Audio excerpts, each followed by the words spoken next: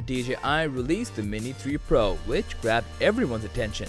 It comes with all the pro features you need and rivals the Mavic Air 2.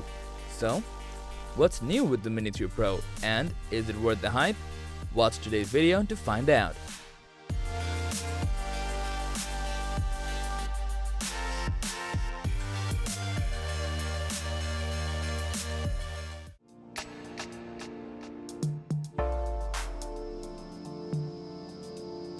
DJI Mini 3 Pro has entered the arena, and it's currently the underweight champion, successor to the Mini 2 and rivaling the Mavic Air 2. This sub 250-gram drone has features that will make you drool.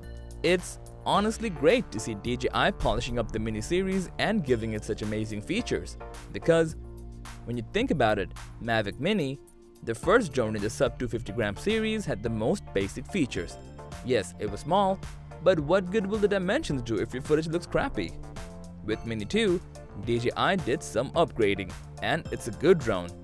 Despite the necessary upgrades, the drone felt incomplete because it used the same 1x2.3-inch sensor. Today with the Mini 3 Pro, everything has changed for the better. Alongside a slick body, you're getting a much larger 1x1.3-inch sensor with a fixed aperture of 1.7. That means, along with a fast lens, you're also getting one that's good in low light scenarios.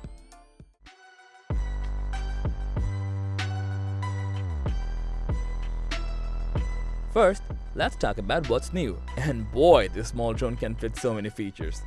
This 1x1.3-inch sensor with the fast 24mm f1.7 gives you a stellar 48-megapixel camera capable of shooting 4K 60fps.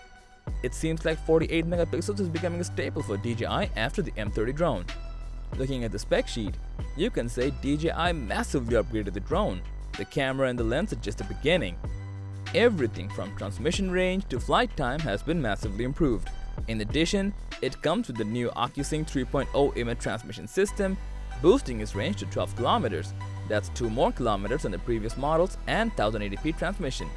The drone also comes with D-Cine-alike and normal video profiles, 3-way obstacle avoidance, Master Shot cinematic capture mode, and more. These pro features are fantastic to have in such a slender package, because you don't need to register it for professional use or have policies refrain you from flying this. In most places, if the drone is 250 grams to take it off, then flying won't be an issue with the law.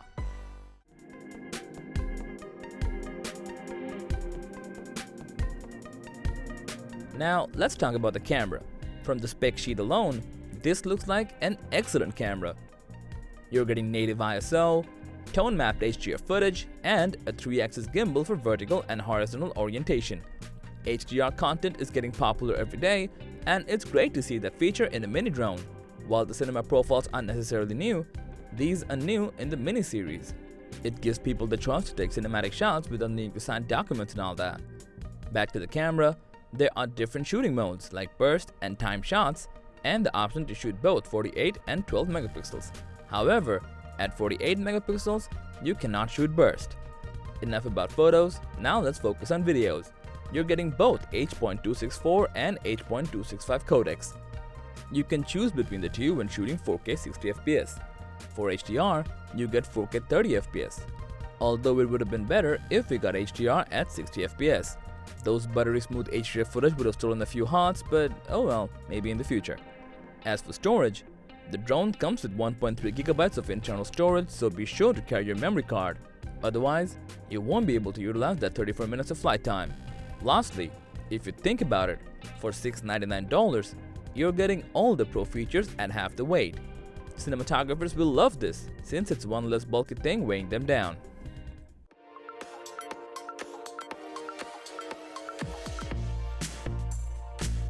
When it comes to battery life or flight time, the less bulk can help a drone fly longer, and that's exactly the case with the Mini 3 Pro. With the standard battery, you're getting 34 minutes of flight time, and with the Intelligent Flight Plus battery, 47 minutes. That's even better than Mavic Air 2. With the new Intelligent Flight Plus battery, you're getting all the flight time you need. As for the controller, if you had a Mini 2, you can use it with the Mini 3 Pro, so that's another feature to love, which basically cuts down additional costs. If you have the RCN1 controller, just get the drone and you're good to go. For professionals, you can grab the improved RC Pro controller.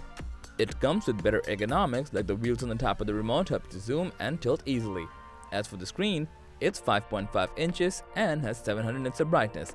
That's good enough for most scenarios, and thanks to the new transmission system, you're getting crispy videos no matter the distance. If you're planning to use this drone professionally, getting the RC Pro controller can help, especially with the improved ergonomics. It will be a bit heavier than the non-Pro controller, but the easy breezy controlling is worth it.